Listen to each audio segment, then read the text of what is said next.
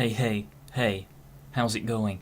I'm Zirkzank and welcome to Zirkzank Says. This is an exciting episode because I'm talking about the Temporal Zeal. And now you're thinking, what the fuck is that?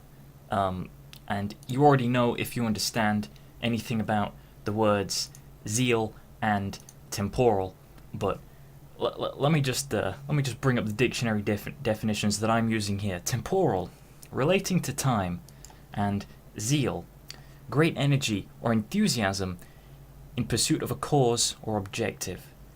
That's kind of where I'm coming from with this, which is in reference to this kind of topic in general, which is the title of this video, really. It's from a lecture series that Jordan Peterson has made. Here's my big long list of Jordan B. Peterson videos that you can find on YouTube. I would recommend this. It's on my channel. It's like 109, constantly being updated, but 109 at the moment. Videos uploaded by either Jordan Peterson or videos that have Jordan Peterson in that I think are worth watching. Like, for example, if he goes on Stefan Molyneux's show, or the channel Bite-Sized Philosophy happens to upload a small clip of something from one of his lectures. So he has his most recent lecture series, which is the Bible series, and that's, I believe, what this is from. I have seen this before, but the clip itself really hammers home a really good point, which is, do you really want what you say you want? Because if you did, you would act out the procedure to going about getting that. That's the gist of it. I've oversimplified it, really, but what I wanted to criticize or to comment upon in relevance to this is the idea of temporal zeal, as in momentarily feeling like, yeah, I really want to do it. I really want to take this. I'm gonna change my life. I'm gonna slay my room. I'm gonna sort my dragons out. I'm gonna clean my father. All of these things, the archetypal hero things. You start to feel inspired and you really want to do it. But I kind of equated this now to Jordan Peterson's videos feeling a little bit like Nolan films, Christopher Nolan films. So that's, while you're watching it, it's thrilling and exciting and really gets you pumped up, and you're thinking what the fuck, this is amazing, this is it, this is life changing. Then you leave the cinema, or you stop watching the film, you go away from the YouTube video, and already you're thinking well, I don't know, I want to change, or that was great, I think, but the magic wears off.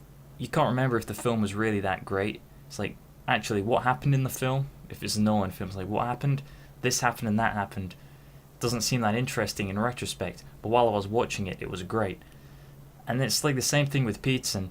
It's in the moment, I do feel super energized and I really want to fucking just get shit done. Then afterwards, I'm well, shit, I don't actually really feel like doing anything. But at the same time, he's kind of given me this awareness that I've always had an awareness that I wasn't doing what I should be doing, because I think everyone has that feeling when it's just an inert feeling, you know that what you're doing isn't right because it doesn't feel like you're doing what you should be doing. You can tell that internally. But bringing that to the forefront of my mind on a daily basis by watching Jordan Peterson's lectures, it just fucking hypercharged that, I would say, consciousness of that type. And now I'm at a point where I can't turn that off. Every second I'm reminded of the fact that I'm a failure, and everything that I'm not doing, everything I'm not doing is just eating away at me, and it's making me feel very stressed out, very anxious, and just very unhappy. It's brought more awareness to the suffering than was previously there, but without any justification for it. And I've come to determine that the solution to that, obviously, is start doing stuff, because if you start doing stuff, then you justify the suffering. But I've also come to realize that I'm incredibly lazy, and so doing stuff just isn't an option. I mean, I don't know what I'm talking about. I am still trying to figure out what I believe in life, and how to coordinate myself and act and function, but I do think that it is important to act consistently with what you believe in. So, if what I believe in clearly is doing nothing, and I act out doing nothing, but then lie to myself and believe and say that I believe in doing all kinds of productive and creative things, but I don't, it just creates inconsistency and unnecessary pain and conflict, which is what I'm trying to avoid. So I'm having to go back to the whole kind of lifestyle of and viewpoint of existential nihilism, because it's a great coping mechanism. It's the idea of not having any responsibility to do anything, so that it alleviates the stress of not doing anything. Because if you think, I have to do this stuff, and then you don't do it, it's very stressful. Whereas if you say, I don't have to do anything, I can just do whatever I want at any time, and hey, it's easy. Then, sure, your life becomes meaningless. You lose a sense of purpose and meaning, but at least the suffering goes away, and you've got a different kind of suffering to contend with. But because that's been my internal default belief system for my entire life anyway, feeling like there is really not much meaning, if I go back to that for a while, temporarily, temporarily existential and nihilistic, that way it sort of balances it out, and it gets to a scenario where I can cope with existence until I'm in a better state to actually cope with the pressures that are required by acting out what it is I think I want to be doing. And also, it gives me a time to really evaluate that sort of idea of how much do I actually want to do the things that I say I do. Like, for example, making games, or writing a book.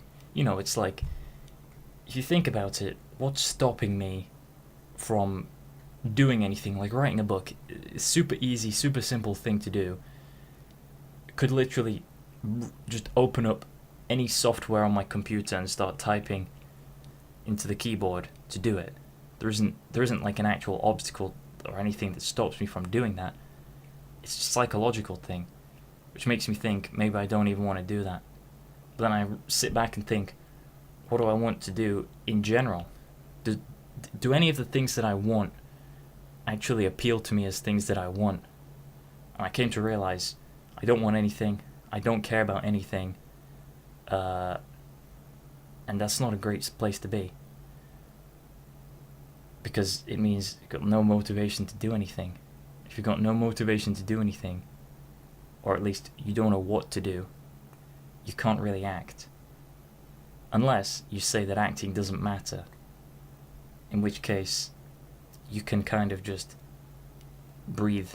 If you just say survival is kind of the only thing that matters,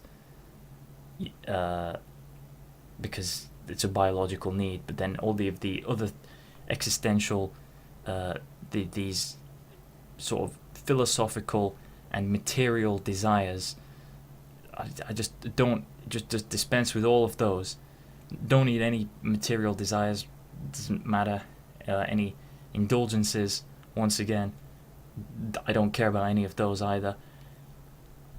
I don't care about nothing, as in I don't care about anything at all, because I don't want to use a double negative unironically.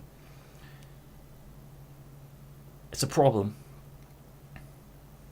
I'll update you when I get around to fixing it, but prior to this I did write some poetry, which I'll upload as the next video to this one most likely. Thanks for watching.